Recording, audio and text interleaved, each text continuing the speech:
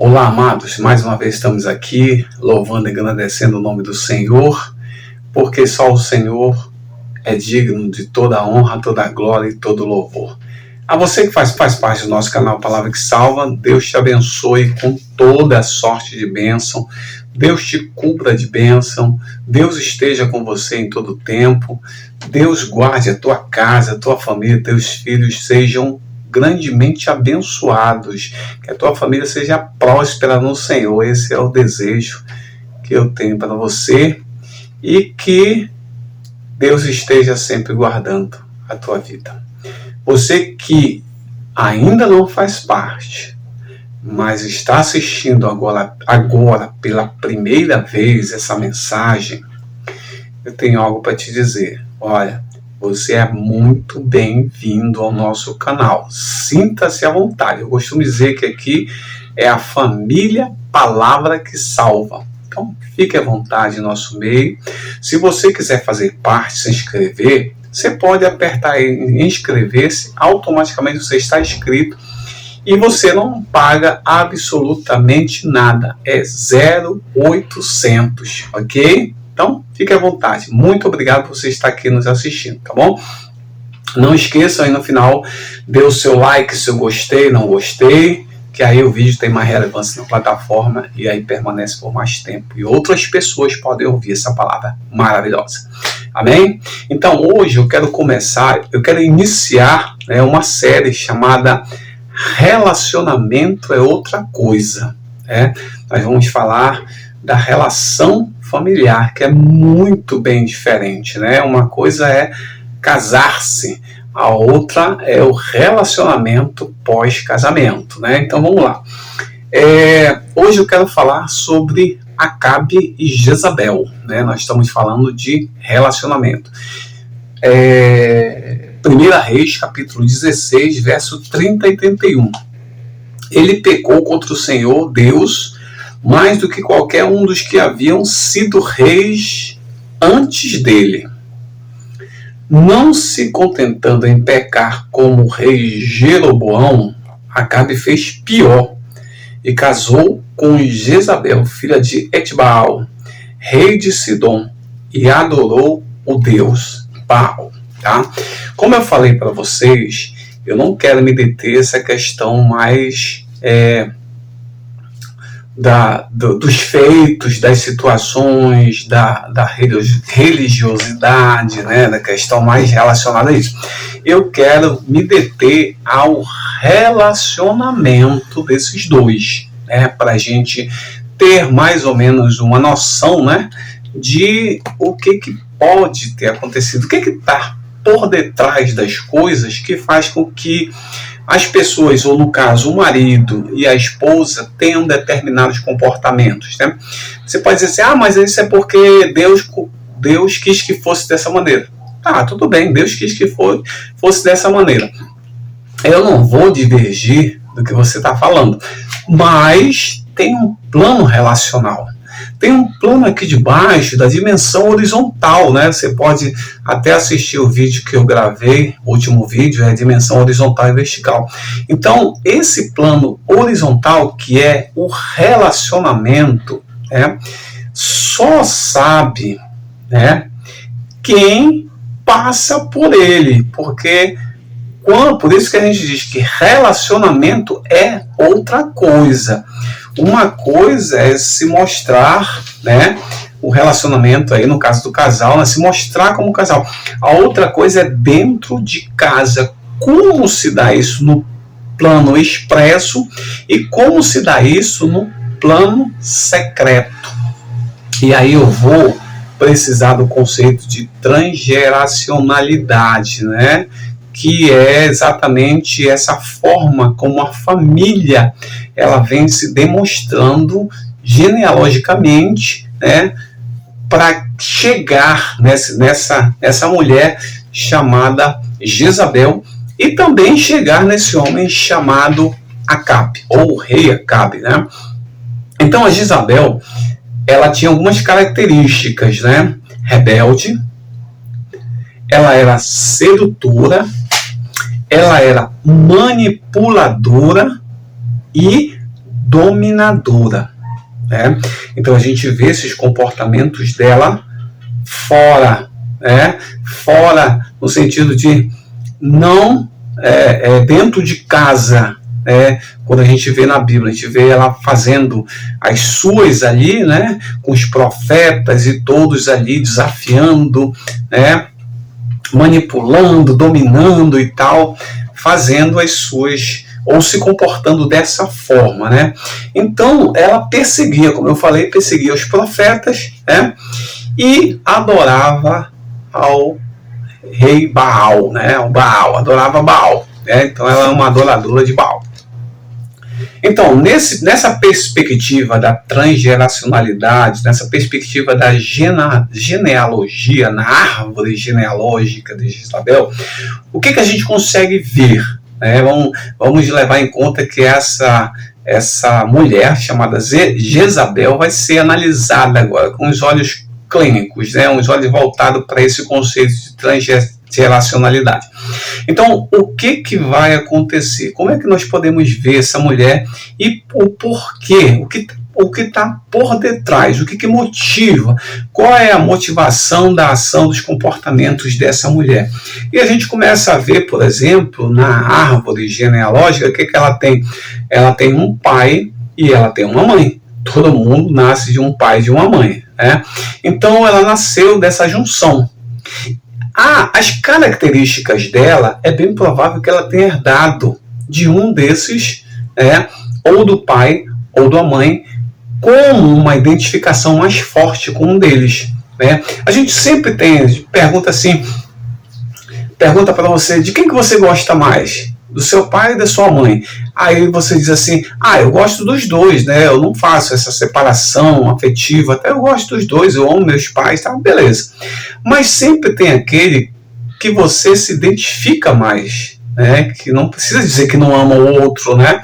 Ama os dois, mas tem aquele que você se identifica mais. Essa identificação é levada como uns comportamentos a serem seguidos, ou seja, a criança, ela vê, se identifica com aquele sujeito, ou o pai ou a mãe, e aí ela começa a inconscientemente trazer na sua árvore genealógica comportamentos parecidos com aqueles da identificação. Né? Então, o que vai acontecer com Jezabel? É provável que, analisando debaixo desse prisma, Jezabel tem um seu pai autoritário, um seu pai passivo e uma mãe bem autoritária. Então é provável que Jezabel tenha se identificado mais com a mãe. Por quê? Porque é pela cena que ela tem, ou pela forma como ela se comporta com Acabe, é provável que na relação dos pais dela, pai e mãe, é bem provável que a autoridade, a figura de autoridade seja a mãe. O pai, uma figura passiva, né? Passiva para determinadas situações. Foi assim que o casal se constituiu. Foi assim que eles se uniram. Né? E aí, como Jezabel, olhando para esses dois, né, ela se identifica mais com a mãe, qual é a ideia depois? Inconscientemente, enquanto Jezabel está solteira, tranquilo, nada de reprodução de comportamento da família de origem, nada desse tipo. Mas quando ela casa, ela se une a Acabe, qual o comportamento que ela vai ter? Aquele comportamento que ela traz de dentro de casa, aquele comportamento que ela assiste durante toda a sua infância e toda a sua pré-adolescência, adolescência e até a fase adulta, vendo pai e mãe ali. Essa situação marca. E aí o que acontece? Ela se identifica na figura da mãe, que é uma figura de autoridade, e ela vai fazer a mesma coisa, né? E ter os mesmos comportamentos com o rei Acabe. E aí, indo para Acabe, você vai ver que Acabe, na figura genealógica, na árvore genealógica dele, é bem provável que ele tenha sido ou tenha tido uma identificação com o pai passivo, né? E age de acordo com ele aprende, de acordo com ele faz essa leitura dos seus pais, principalmente do pai. Aí junta, né, nessa relação que a gente está falando numa perspectiva relacional, tá? Nessa relação junta, de um lado, uma mulher autoritária, que é a figura de Jezabel, dominadora, sedutora e manipuladora, que ela traz, né, na transgeracionalidade, ela traz da identificação da figura com a mãe. E, do outro lado, une-se a ela Acabe, um sujeito completamente passivo, né? Então, nessa relação, houve-se o quê? Houve-se um acordo, ou um pacto inconsciente que os dois fazem, um pacto relacional, aonde a Jezabel passa a ser a figura de autoridade. Isso não quer dizer que Acabe perde a masculinidade dele, não é isso que eu quero dizer. Nem que Jezabel torna-se masculina, né? E Acabe vai ser mais pro lado feminino. Não é isso. É a questão do controle das situações. Ela controla, ela manipula e ela domina. O marido não tem força, né, para ir de encontro a isso. Por quê? Porque ele não aprendeu isso. Na genealogia dele não vai ter isso, algo que faça com que ele reaja e dizer, olha, para, eu não quero, eu não aceito que você adore Baal, nós vamos ter que fazer uma DR, vamos discutir a relação, porque assim não dá, a gente tem que tomar um jeito, você adora um Deus, eu adoro o outro, a gente tem que chegar a um meio termo aí, né? Eu sou o rei de Israel, eu sirvo ao Senhor, né? Então ou você muda, ou então a gente vai separar. Então você vê que a figura de Acabe é uma figura que não se posiciona. E aí, essa figura de Acabe parece com muitas pessoas, ou muitos casais que tem assim, que às vezes não vale só para o Acabe, mas vale para Jezabel. Podia ser que Jezabel fosse permissiva, também, passiva, né? E aí não se posiciona nas coisas.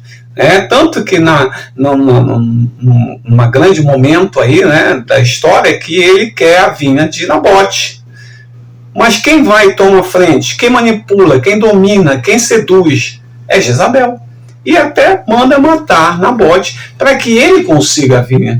Então, ela também tem essa ligação com ele, é como se fosse o lado agressivo de Acabe. Por isso que tem a liga, né, da relação em si. Então, ela acaba fazendo o quê? Toda uma manipulação para realizar o desejo do seu esposo, mesmo que tivesse que matar alguém. Mas ela realizava. Por quê? Porque é ela que é a figura de autoridade nisso.